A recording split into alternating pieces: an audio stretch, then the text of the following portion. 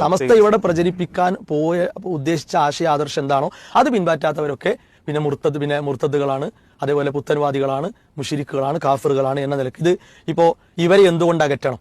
Chaliyam AP Abubakar Musliyar എഴുതിയ പുസ്തകമാണ്. ഇവരെ എന്തുകൊണ്ട് അകറ്റണം? ഈ പുസ്തകത്തിന്റെ ഓരോ പേജുകളിലും നമുക്കിത് കാണാൻ പറ്റും. പിന്നെ നവീനവാദികൾ ഇസ്ലാമിൻ ശത്രുക്കൾ തുടങ്ങുന്നത് അങ്ങനെയാണ്. അത് കഴിഞ്ഞിട്ട് ഗ്രന്ഥങ്ങൾ അവർക്ക് കൊടുക്കരുത്, അതേപോലെ വഹാബികൾ പിശാജിന്റെ പാർട്ടി, വഹാബികളോട് അനുഭാവം കാണിക്കുന്നവർ എന്ന് പറഞ്ഞിട്ടൊക്കെയാണ് ഇത്. അപ്പോൾ ഇവിടെ ഒരു ഫത്വ നമ്മൾ പ്രത്യേകം എടുത്തു പറയേണ്ടത്, സമസ്തയുടെ വളരെ പ്രധാനിയായ ഒരു മുഫ്തിയായിരുന്നു അഹമ്മദ് ഷിഹാബുദ്ദീൻ ഷാലിയാത്തി. ഈ ഷാലിയാത്തി ആരാ? ബറേൽവിയുടെ ശിഷ്യനാണ്. അവിടെ മനസ്സിലാക്കണം. റസാഖാൻ ബറേൽവിയുടെ അടുത്ത് പോയി ശിഷ്യത്വം വാങ്ങിയ ആളാണ് ആര്? ഷാലിയാത്തി. ആ ഷാലിയാത്തി ഇവിടെ വന്നിട്ട് ഫത്വ കൊടുത്തത് എല്ലാവരെ പറ്റിയും, അതായത് സമസ്തയല്ലാത്ത എല്ലാവരും, ഇവിടെ കേരളത്തിലുള്ള സമസ്തയല്ലാത്ത എല്ലാ വിഭാഗങ്ങളും അവരോടൊന്നും സലാം പറയാൻ പാടില്ല, അങ്ങനത്തെ കുറെ കാര്യങ്ങൾ ഈ പുസ്തകങ്ങൾ വായിക്കാൻ ഇഷ്ടം പോലെ കാര്യങ്ങളുണ്ട്. ഇത് വലിയ അപകടകരമായി അവർ പഠിപ്പിച്ചതാണ്.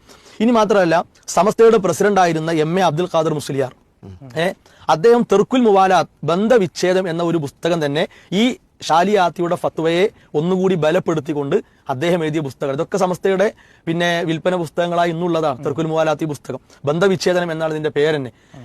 ഇനി അതുമല്ല, ഇത് നാട്ടിക മൂസ മുസ്ലിയാർ, തൗഹീദും ഷിർക്കും, നാട്ടിക മൂസ മുസ്ലിയാർ എഴുതിയ പുസ്തകമാണ്.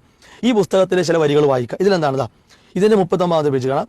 ചുരുക്കത്തിൽ, കഴിവ് അള്ളാഹുവിന്റേതും മനുഷ്യന്റേതും എന്ന് രണ്ടായി വിഭജിച്ച് അള്ളാഹുവിന്റെ ഗുണമാകുന്ന കുദറത്തിൽ ഇവർ മായം ചേർത്തിരിക്കും.